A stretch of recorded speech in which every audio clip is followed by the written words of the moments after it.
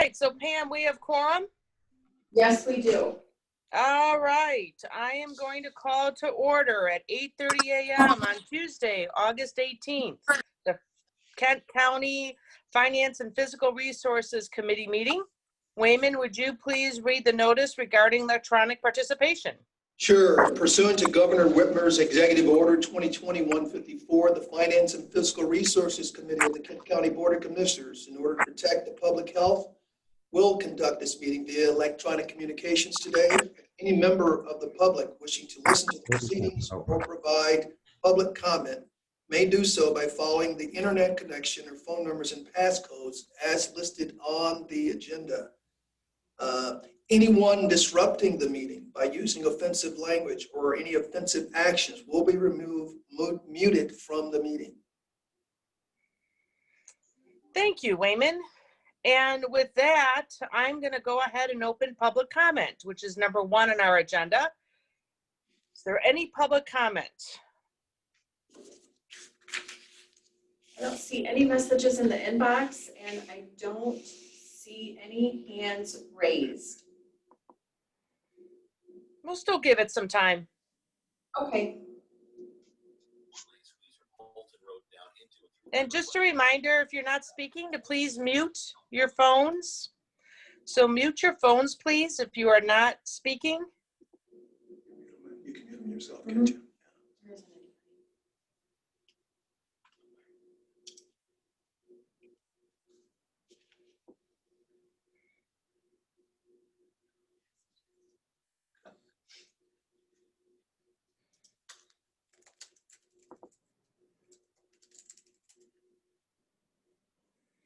All right, I see we have no messages or hands for public comment. At this point, I will close public comment and move to the consent agenda. Is there a motion to approve the consent agenda? Motion to approve, Sparks. Okay, is there support? Support, Antor. All right, moved and supported. We're gonna do a roll call on this. So Pam, would you please take a roll call on the consent agenda? Sure. Commissioner Antor. Yes. Commissioner Brady. Yes. Commissioner Bolkowski. Commissioner Bolkowski. Commissioner Morgan. Yes. Commissioner Sparks. Yes. Commissioner Voorhees. Yes. Commissioner Womack. Yes. Commissioner Commissioner Yep. Commissioner Wooden. Chair Jones. Yes. So does our consent agenda pass, Pam? It does. That motion passes. All right. We will move to item 3 from Fiscal Services, the financial status report. Wayman? Yes, Jeff Dode, our Fiscal Services Director, is here. He will present the third quarter report. Yeah, good morning, everyone. Happy Tuesday. Nice sunny day. Let's quickly go over, and now Pam, can you bring up the report? There we go. So you'll note this is through June 30, half our fiscal year. Revenues overall increased 3.1% from 42 million to 43.3 million. Expenses through the second quarter increased from 81.8 million to 84 million, or 2.7% over a comparable period last year. And then we'll move on to page 2 and page 3. So page 2 lists the revenue by category and expenditures by category. Some of the major variances: charges for services have decreased from 12.7 million to 11.4 million, or 9.9%. This is primarily to a reduction in parks admission fees, I'm guessing related to COVID. The rest is board and care due, and that was due to timing issues. That should catch up next quarter. Intergovernmental revenues have increased from 10.8 to 11.9, or 10.4%. And again, that's a timing issue to the state liquor tax revenue collections. Interest and rents have gone down significantly. You know, the Feds dropped the rates down to near zero again due to COVID, so we expect lower interest earnings. And then transfers in are up as well, and that's budgeted, so not unexpected there. On the expenditure side, again, it's up 2.7% over June 30 last year. Wages and benefits appear to be tracking with negotiated wage increases and budgeted numbers, so no issues there. The supplies category is down from 1.2 to 1.1 or 10.5%, and that's just reduced supply uses. And then capital is up a bit due to building improvements, vehicles, and computer equipment. We're still fully expecting our fund balance to meet the 40% subsequent years adopted general fund budget guidelines. We're seeing no issues there. On page 4 of the report, it's just a different presentation. Revenues are very similar categories, but expenditures are broken down by department. Really nothing significant to note there. Again, we're only halfway through the year. Things are tracking as expected. Moving on to page 5, you'll see our year-end number. 2019, we finished with total fund balance of 80.79 or 78 million. 27.5 million is reserved for economic stabilization and 41.8 for cash flow. So very, very healthy fund balance at the end of 2019. And page 6, you can see our cash reserves expressed in days of coverage increased from June 30, 19 to from 37 days to 49 days this year. So healthy cash reserves. And finally, page 7 shows the cash flow. You can see we're at the bottom of our cycle, which is part of the reasons why we maintain a healthy fund balance. As property taxes start to come in now, you'll see the curve go back upward, so it's trending similar to previous years. That's all I have to report, and I'd be happy to answer any questions. Great. I saw a question from Commissioner Wooden. Thank you, Chair. Just for the record, I think I was muted when I intended to vote yes for the consent agenda. I apologize for that. My question is, I realize it's on Q2. Thank you again for providing this. Glad to see that things are still looking decent for us. I was wondering if there's been any look into, just kind of preliminarily into Q3, particularly in the last 2 months, with some of the funds going to families through the CARES Act expiring, have we started to see a downtick in property tax payments and delays in property tax payments yet? Or have we noticed any decline in public revenues as a result of folks now having to make tighter budgetary decisions? So most tax payments for townships anywhere are due in September. So we don't have a good handle on that. I believe the city of Grand Rapids was July 31. I have not received an update on them on their collection rates. We are anticipating a lower collection rate. I'm not sure if you know, but the legislator put through a couple of proposals to postpone the tax collection date, and the governor actually vetoed those. So we are expecting taxes to come in probably slightly lower than budgeted, but still not a huge concern right now. Some of the other categories, again, like parks fees are down just because people weren't reserving our facilities. But overall, so far, we're in really good shape. Thank you. Okay, any other questions? I don't see any other hands. I don't believe we need any action on this, right, Wayman? No, this is just a report. We do this each quarter and give you opportunity to answer any questions that you might have. Okay. All right, not seeing anything else. Let's go ahead and move on to item number 4 from the Administrator's Office. Wayman, would you please read the action report? Sure. You want to go back to the visualization of the camera, and just to make sure that we can see each other.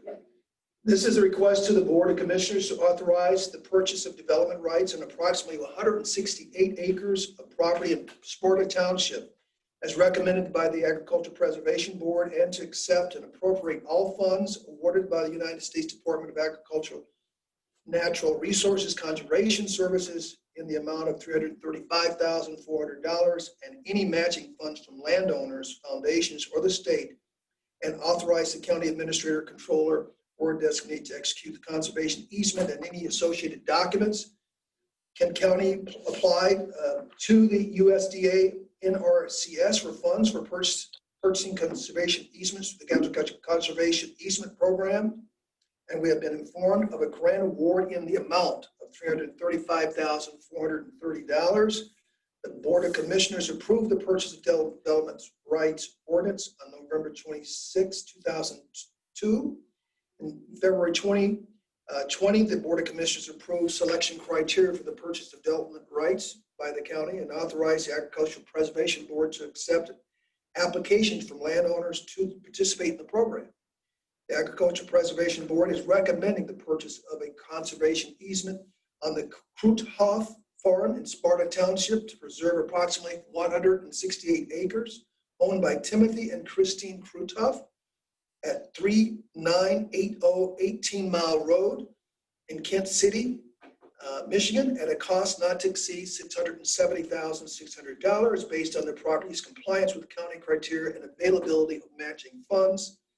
The Agriculture Preservation Program has funds available to pay closing costs associated with this easement.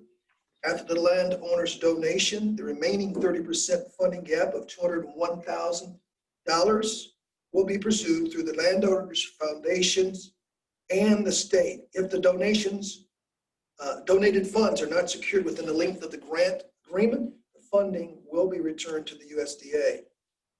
This conservation easement and all associated clearing documents will be reviewed by Corporate Counsel and approved as to form.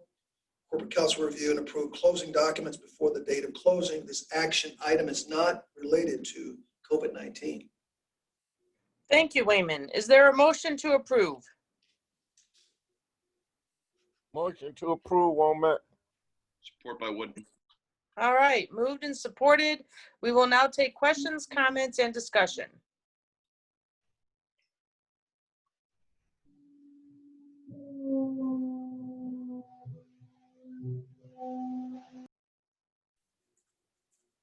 Any hands raised, ma'am?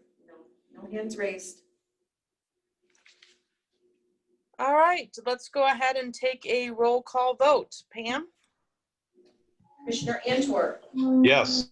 Commissioner Breve, Yes. Commissioner Volkowski, Yes. Commissioner Morgan, Yes. Commissioner Sparks, Yes. Commissioner Voorhees, Yes. Commissioner Womack, Yes. Commissioner Wooden, Yes. Chair Jones. Yes. Motion passes. All right, that will take us to item number 5 from the Administrator's Office. Wayman, would you please read the action request? Brett, this is a request to the board to accept and appropriate $9 million to the 2020-21 Indigent Defense Special Revenue Fund budget and to approve extensions, amendments, and increases to the grant appropriation not to exceed 15% of the grant award, and to authorize the board chair or designee to execute the grant agreements contingent upon the administrator and corporate counsel's approval. In 2013, the Michigan Indigent Defense Commission was created by the state legislature to ensure the state's public defense system is fair, cost-effective, and constitutional while simultaneously protecting public safety and accountability. The MAIDC created 8 standards that the courts and their funding units needed to adhere to in creating its indigent defense plan. Plans for standards 1, 2, 3, and 4 were reviewed and approved by the MIDC in 2018 and were implemented by the county in 2019. Approved plan components for continuing the program include but are not limited to correctional officers at the jail, a program administrator, required attorney training, funds for expert witnesses, and purchase of equipment. Increases have been sought for attorney compensation and the addition of dedicated investigators and social workers. The county general fund contribution to the program is capped by statute. The grant period is October 1, 2020 through September 30th, 2021. The final document will be reviewed and approved by the administrator and corporate counsel prior to signature. This action item is not an activity related to COVID-19. Hey, thank you, Wayman. Is there a motion to approve? Motion by Womack. Support by Breve. Hey, moved and supported, and we will now take questions, comments, and discussion. I don't see any hands raised. Okay, Pam, would you please call the roll? Sure. Commissioner Antrim, Yes. Commissioner Breve, Yes. Commissioner Bukowski, Yes. Commissioner Morgan, Yes. Commissioner Sparks, Yes. Commissioner Voorhees, Yes. Commissioner Womack, Yes. Commissioner Wooden, Yes. Chair Jones. Yes. That motion passes. Thank you. And before we go to item 6, I noticed on our agenda, Wayman, that doesn't have any note to go to the board at a particular time. Is there a reason for that? Did I miss something on that one? This particular request will proceed through the normal operating budget process with the board. This is a 10-1 budget item. And so this will be incorporated into the full budget adoption when this goes through. But this is Okay, the budget. So yes, this will be rolled up into the entire budget when it gets approved. got it. So with that being said, would you please cover action request item agenda 6? Yes, this is a request of the Board of Commissioners to approve the Spectrum Health Foundation contract for 2020-21, accept and appropriate $206,900 to the 2020-21 Health Fund budget for the Strong Beginnings Latina program, and to authorize the board chair or designee to execute the grant agreement, approve extensions, amendments, and increases to the grant appropriation not to exceed 15% of the original award. For many years, the Latinx population in Kent County has experienced disparities in birth outcomes, with infant mortality rates 2 times higher than Caucasians. The Spectrum Health Foundation's Strong Beginning Grant Program was created and funded through the W.K. Kellogg Foundation to address the disparity in this population. The Strong Beginnings Program goals are to reduce the infant mortality rate for Latina women, to reduce the barriers to care for pregnant women, infants, and toddlers throughout the community, through community outreach, case management, and education, and to improve care for pregnant women through improved screening and coordination, and to engage the Latinx community to advocate for culturally competent care. The health department provides outreach, support, and case management services to Latina women who live in Kent County and are pregnant, or the mothers of a child 0 to 2 years of age. The agreement period for Spectrum Health Foundation contract is September 1, 2020 through August 31 of 2021. In the event grant funding is eliminated or decreased, positions funded by this grant will be eliminated unless continuation funding is approved pursuant to the fiscal policy on grants, contracts, and donations. This item is not related to COVID-19. Thank you. Is there a motion to approve? Moved by Brebe. Support by Wooden. Okay, moved and supported, and we will now take questions, comments, and discussion.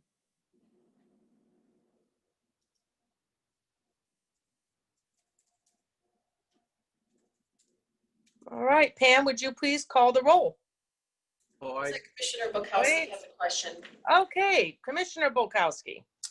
Yeah, the question is that this and the next 5 items all kind of intertwine.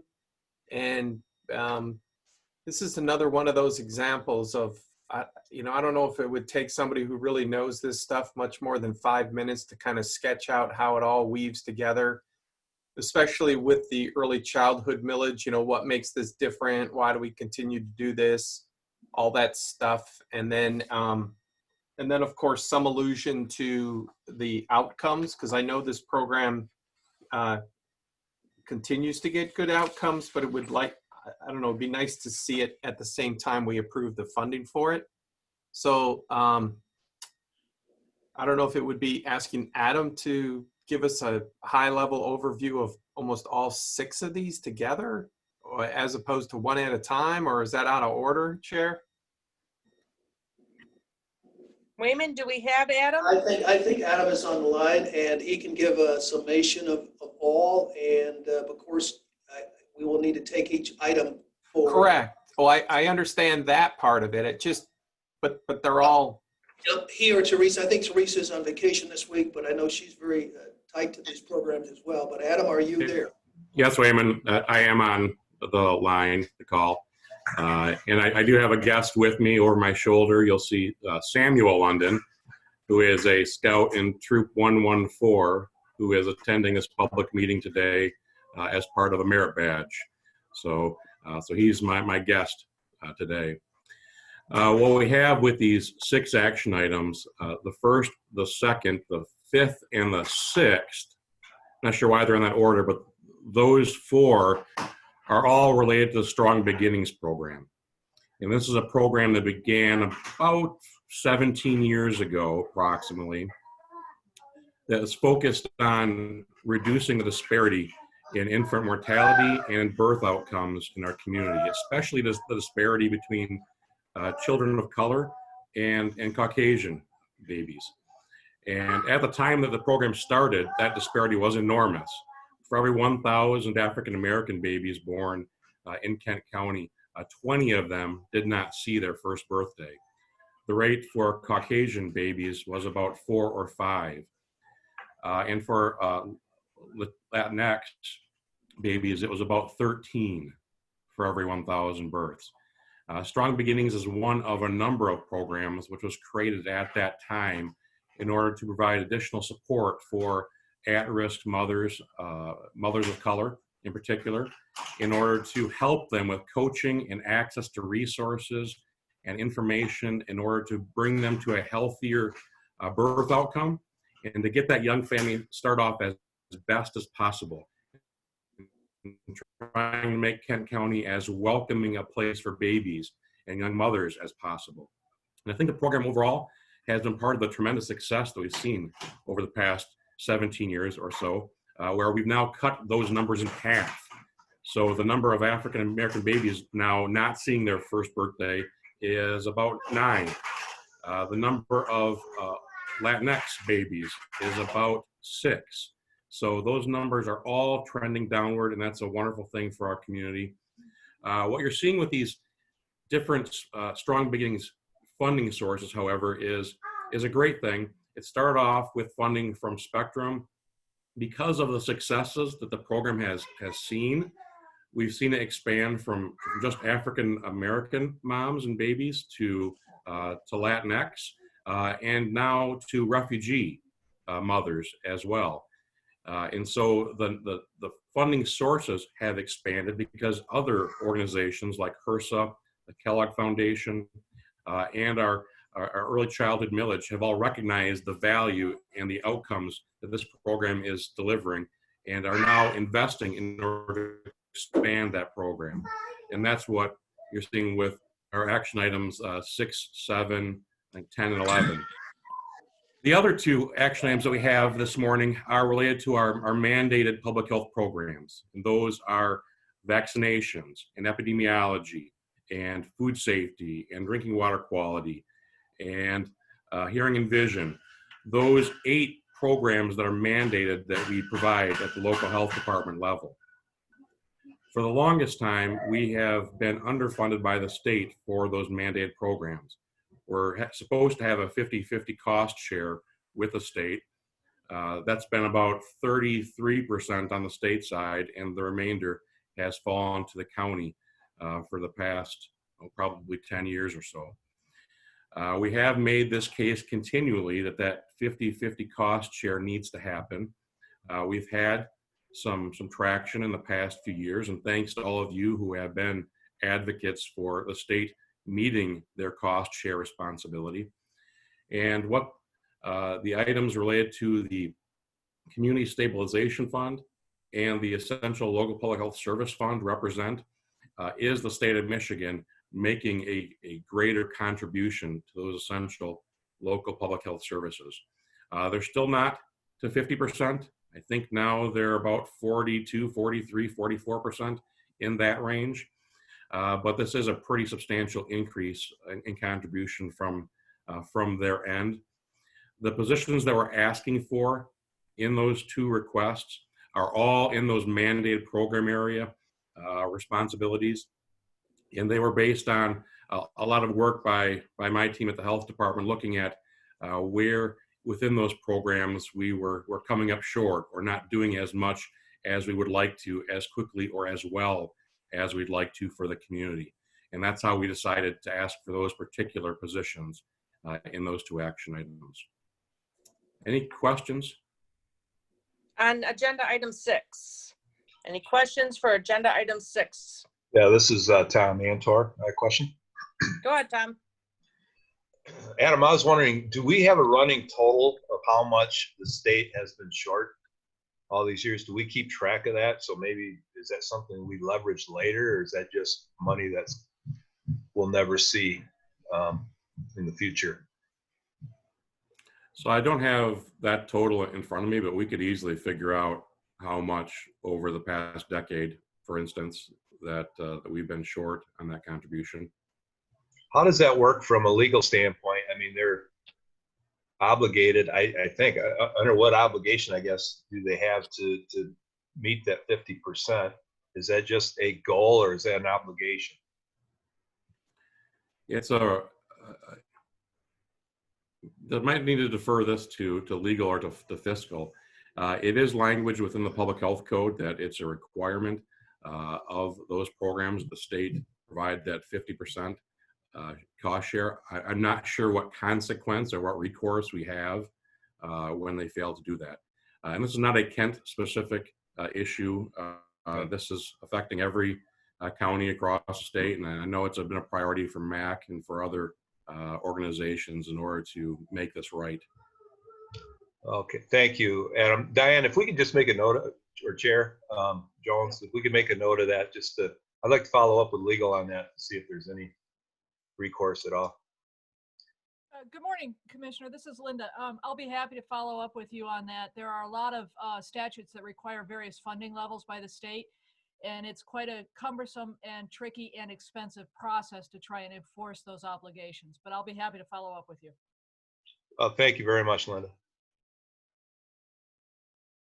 All right, anybody else? No other hands raised.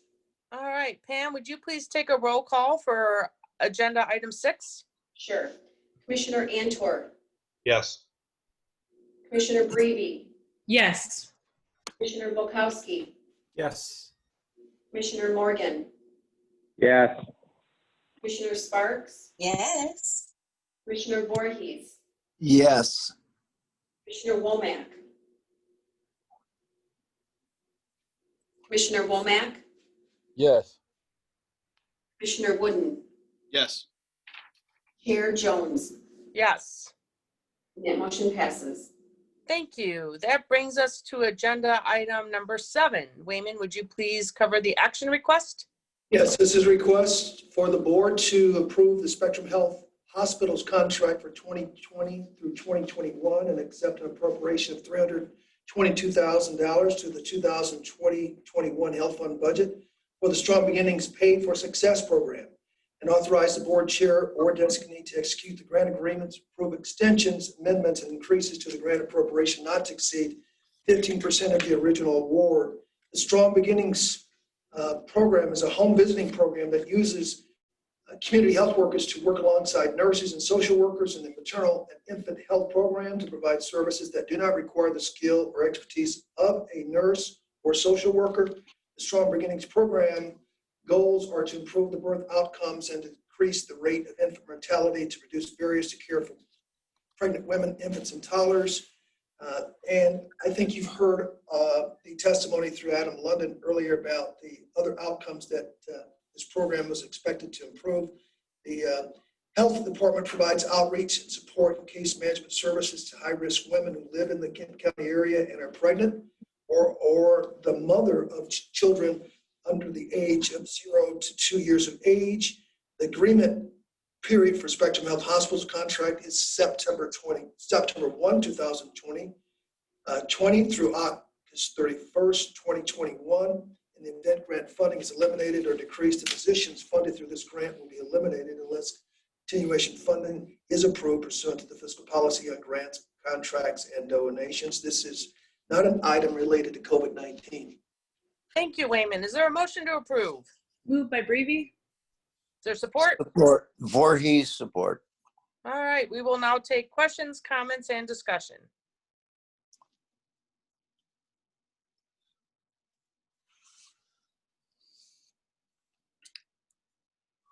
Okay, we don't see any hands. Pam, would you please take a roll call for agenda item 7? Sure. Commissioner Antwerp, Yes. Commissioner Breve, Yes. Commissioner Bukowski, Yes. Commissioner Morgan, Yes.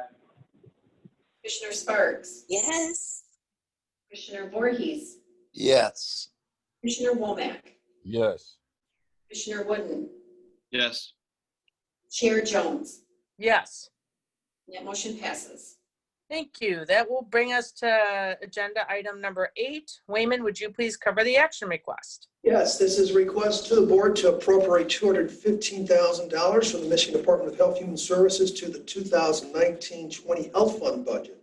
The Health Department has received $449,000 in funding from the local Community Stabilization Authority for reimbursement of reasonable and allowable costs of required and allowable health services as described in MCL 33.2475. These services are mandated programs that are delivered through the essential local public health services. The mandated programs delivered by the health department include immunizations, infectious and sexually transmitted disease control, hearing and vision screening, food protection and drinking water, and on-site sewage monitoring. The statute indicates that the state of Michigan is to contribute 50% of the cost of providing the mandated services. The additional funding received is an attempt by the state to move closer to 50% share of the cost of providing the services. The addition of 5.5 FTE positions will help the health department meet its minimum program requirements, particularly as the demand for these programs has grown significantly over the last few years. Estimated salary and benefit costs of these positions for the remaining 2019-20 budget year is $53,200, and an additional $162,000 will be needed to cover technology, equipment, and vehicle costs for the new positions. The grant period begins in October 1, 2019 and ends on September 30th, 2020. If funding is eliminated or increased, the positions will be eliminated unless continuation funding is approved pursuant to the fiscal policy on grants, contracts, and donations. The Corporate Council will review and approve all grant documents as to form prior to signature. The Legislative and Human Resources Committee approved the addition of one FTE vision and hearing technician, 3 FTE sanitarians, 1 FTE public health nurse, and 0.5 FTE epidemiologist at its August 11th meeting this year. This action item is not related to COVID-19. Thank you, Wayman. Is there a motion to approve? Moved by Breve. Support by Womack. Okay, moved and supported. We will now take questions, comments, and discussion. Commissioner Wooden. Thank you, Chair. I just have a clarifying question. So seeing that the grant period ends in less than a month, I'm assuming most of these funds are backfilling existing expenses that have been incurred. And I'm wondering how that's functioning with the recent approval for the FTE positions that are funded with this. Adam, are you there? Maybe you could clarify. I am. And Gail Brink is on the call also. Gail, would you like to address how these dollars are being used in the current year and how they're transitioning into use in the coming fiscal year? Sure. The majority of these costs, the 162,000 that is being appropriated is for one-time funds that will be, as soon as full board approval, will move forward and happen and occur before September 30th. We are posting for those positions, and so the smaller portion of that appropriation is for the remaining costs that anticipate between now and September 30th. These have been appropriated to us from the state for next year, so then the full cost will be incorporated into our 2021 budget. That will be appropriation for our budget in a future meeting.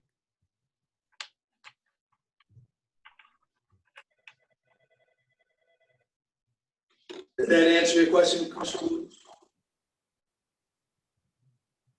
He's frozen.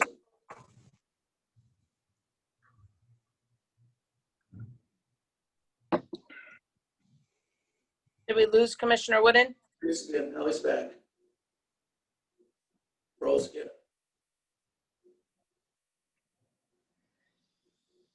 We'll circle back to Commissioner Wooden. Okay. Commissioner, are you back, Commissioner Wooden? Hopefully for good. That answered my questions. Thank you, and apologies for the connection issue this morning. Okay, Commissioner Bukowski? Thank you, Chair. Kind of following up on that, Gail, you were breaking up on my end. So again, we're approving these positions with what 30 plus days left in the grant period. So did I hear you correctly saying that there is funding already secured from the state for the October 1 budget? Yes, that's true. Our allocation from this includes the full increase. So that covers the position costs for the full year for our 2021 budget. And our 50% plus is in the budget as well, Wayman, or we're anticipating not having a problem Yes. covering that? Yes, that will be correct. Yes, that will be combined with our 50%. That's correct. All right, thank you. Okay, anyone else?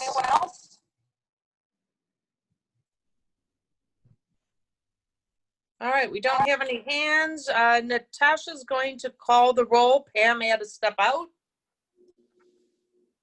Diane, I'm here and I can take the roll. Oh, Pam is here. Pam, go ahead and take the roll, please. Commissioner Antor, Yes.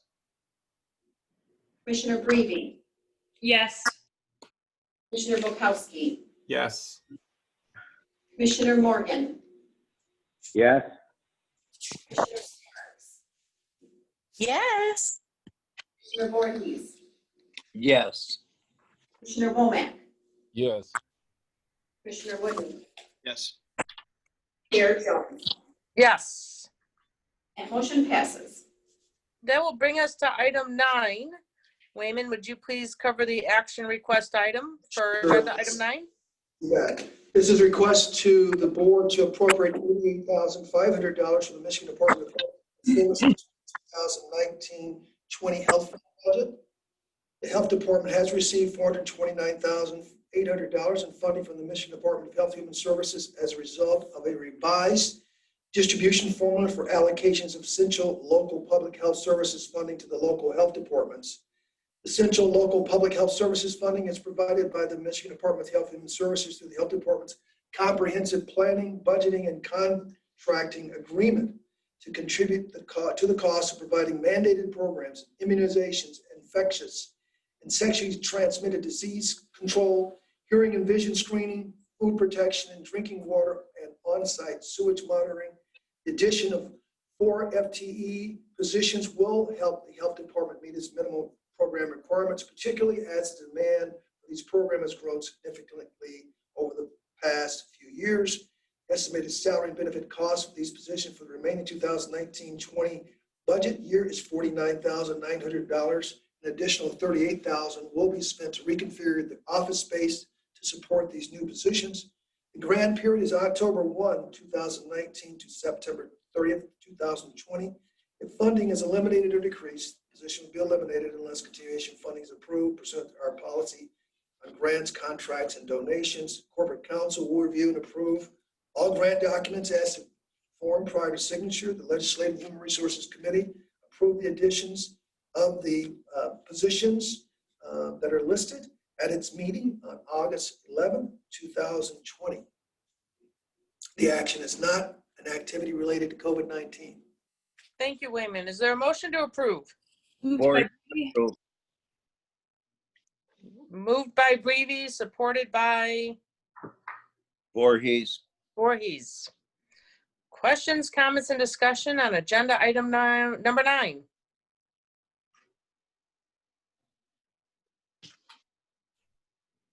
Okay, we don't see any hands. Pam, would you please call the roll?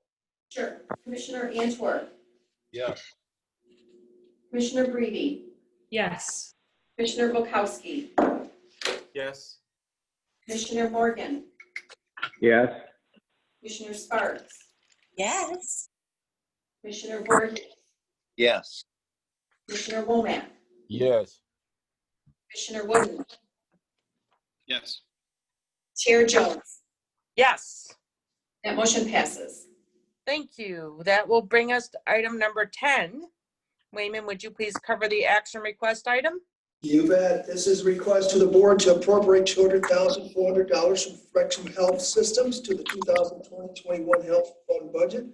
The Health Department has received $200,411 in funding from Spectrum Health to fund the existing Health Resources and Services Administration Strong Beginnings program and to expand the program with one additional full-time outreach worker one position. Strong Beginnings program, again, is a program that uses community health workers to work alongside nurses and social workers in the maternal infant health program to provide services that do not require the skill or expertise of a nurse or social worker.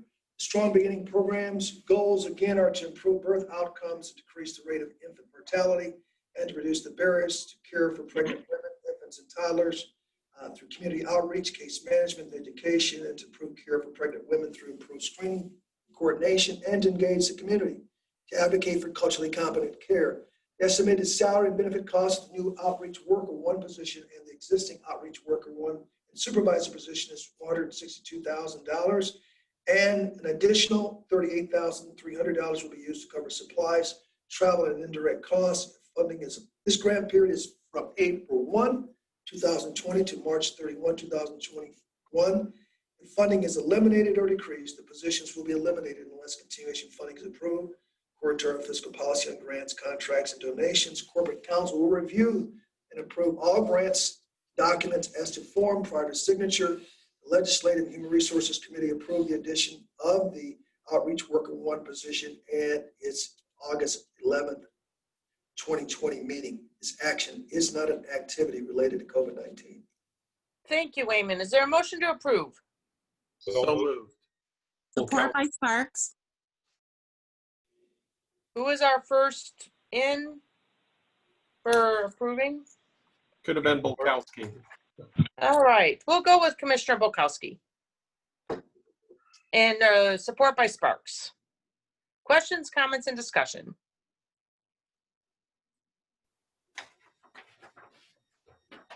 We don't see any hands raised. Pam, would you please call the roll? Sure. Commissioner Antor, Yes. Commissioner Breivy, Yes. Commissioner Bulkowski, Yes. Commissioner Morgan, Yes. Commissioner Sparks, Yes. Commissioner Voorhees, Yes. Commissioner Womack, Yes.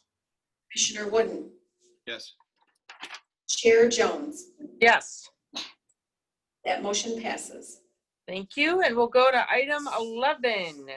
Wayman, would you please cover the action request? Yes, I will. This is a request to the Board of Commissioners to appropriate $61,000 from the Spectrum Health to the 2019-20 Health Fund budget. The Health Department has received $87,900 in funding from Spectrum Health to fund one full-time outreach worker position through the Ready by 5 millage program. Strong Beginnings is a home visiting program that uses community health workers to work alongside nurses and social workers in the maternal and infant health program to provide services that do not require the skill or expertise of a nurse or social worker. The outreach worker one position is funded through the Ready by 5 millage, will provide services to low-income women who arrive in our country as a refugee to help have healthy pregnancies, deliver full-term healthy babies, and overcome the obstacles of poverty to raise healthy children who are ready to excel in school and life. The estimated salary benefit cost for the outreach worker position and the existing 0.1 FT supervisor for the remaining 2019 and 20 budget years, $47,200. An additional $13,900 will be used to cover supplies, travel, and direct costs. Grant period is March 1, 2020 to December 31, 2020. Funding is eliminated or decreased. The position will be eliminated unless continuation funding is approved. Pursuant to our policies on grants, contracts, and donations, Corporate Counsel will review and approve all grant documents as to form prior to signature, and the Legislative and Human Resources Committee approved the addition of the outreach worker one position at its August the 11th, 2020 meeting. This Thank action you. is not related to COVID-19. Thank you, Wayman. Well, do we have a motion to approve? Motion by Breve? Support by Wooden. Moved and supported, and it looks like Commissioner Wooden would like to discuss this. Thank you, Chair. I just had a question. I noticed that the funding coming back to us is coming from the Ready by 5 millage. And so I'm just wondering, was there a reason why this is flowing through Spectrum beyond the fact that they manage the Strong Beginnings program, and why, if it was the original intent for this to come back to the health department, why we just didn't direct it to the health department? It seems like that's another step, another grant agreement, another level of due diligence that staff has to go through and incurs costs. And I'm just wondering why we just didn't send it directly to the health department if that was the original intent, even if it's to work with the Spectrum Health program. Adam, you want to take that one? I will chime in if need be. Go ahead. Yeah, and I think the best answer to that, Commissioner Wooden, is that Spectrum does manage the Strong Beginnings program, and that there are other providers of the services that we're doing as subcontractors within that program in addition. And so the money goes to them, and then they push it to their contractors, including the health department. And so it is a bit of a process, but that's how it is, so it's consistent for everyone. Yeah, this is very similar to our senior millage program, Commissioner Wooden, whereas in the guardianship program, for instance, our probate court is the contracted entity, but they have to also go through the process of being vetted by the senior millage program review. Then it has to come through the board. All that has to be approved. Very similar process. We're just following protocols that you, the county commission, has set up over time. Fair enough. Thank you very much. Hey, any other hands? No hands. Pam, would you please call the roll for item number 11? Sure. Commissioner Antor, Yes. Commissioner Breve, Yes. Commissioner Volkowski, Yes. Commissioner Morgan, Yes. Commissioner Sparks, Yes. Commissioner Voorhees, Yes. Commissioner Womack, Yes. Commissioner Wooden, Yes. Chair Jones. Yes. That motion passes. Thank you. That will bring us to agenda item number 12. Wayman, would you please cover the action request? Sure will. This is a request to the Fiscal Finance and Fiscal Resources Committee to approve the request to exempt from bid RFP requirements for the Veteran Services renovation in conformance with fiscal policy, centralized purchasing section 7.8A7. The Kent County Veteran Services Advisory Committee supports a renovation project for the Kent County Veteran Services facility to expand veteran services components within the facility. This renovation utilized unused space not addressed in the latest facility renovation. This renovation will be completed by December 31, 2020 due to funding source requirements. The purchasing division manager recommends waiving bid RFP policy and awarding the construction management contract to the Chrisman Company for $127,700. The Chrisman Company oversaw the last facility renovation and is familiar with its building materials and infrastructure. The project management fee for this contract is $18,500. In addition to the building materials must be consistent with the last renovation. These materials have extended lead times, and if orders are delayed, it may jeopardize the completion date deadline. The Kent County Facilities Director and Purchasing Manager have reviewed the contract scope and services. The costs appear reasonable. This action item is not related to COVID-19. Thank you. Is there a motion to approve? Moved by Breve? Thank you. In support? Support, Antor. Thank you. Moved and supported, and we'll take questions, comments, and discussion. Commissioner Wooden. Thank you, Madam Chair. In reviewing this, one thing I found curious was the fact that it's saying the renovation must be completed by the end of the year due to the funding source requirements. I'm also seeing below, though, that the funding source requirements are our Veterans Millage Fund. And since this is even though it is a special purpose millage, it is a county millage, it is a county fund. And I'm just curious, is there not any accounting practices that could be used in a way that extends this deadline from, as we've done before with fund lapses, putting them into a special projects fund and then moving them back when it's necessary. I'm just wondering how, is there truly no way that we can extend this deadline if that is the chief way we're waiving the bid process? Yeah, there could be, but let me have Cal or Al speak to this so that we can get clarity about why we're noting that it needs to be completed by December. Cal, are you there? I am here. I think I will refer that to Al. I can give the prelim answer though. This was handled through Steve Duarte, and he was very clear that this project had to be completed this year. I can't speak to the details of Steve. I believe the issue here is the fact that Commissioner Wooden, just to cut through it, I think we want to make sure that we're spending as many of the dollars that are available to us before the end of the year as a result of the millage funding that we receive. If we can align projects that are ready to go, we'd rather take these projects forward versus sitting on fund balance. I think that's the reason behind wanting to get this done so that we would not end up with further lapse into the 2021 year. Okay. And then if anything, I'm just wondering if there was this deadline, was there a reason why bids, I'm assuming it's COVID and assuming everything else, all the other fires that we're having to put out, but was there a reason why bids weren't taken earlier? Why we're kind of... I'm assuming it has to be that just getting approvals, getting agreements that this project had to go. I think some of it has to do with COVID, being that we aren't operating in normal circumstance, but Al Giano might be able to answer that better. Is Al on the line? Yes, good morning. Good question, Commissioner.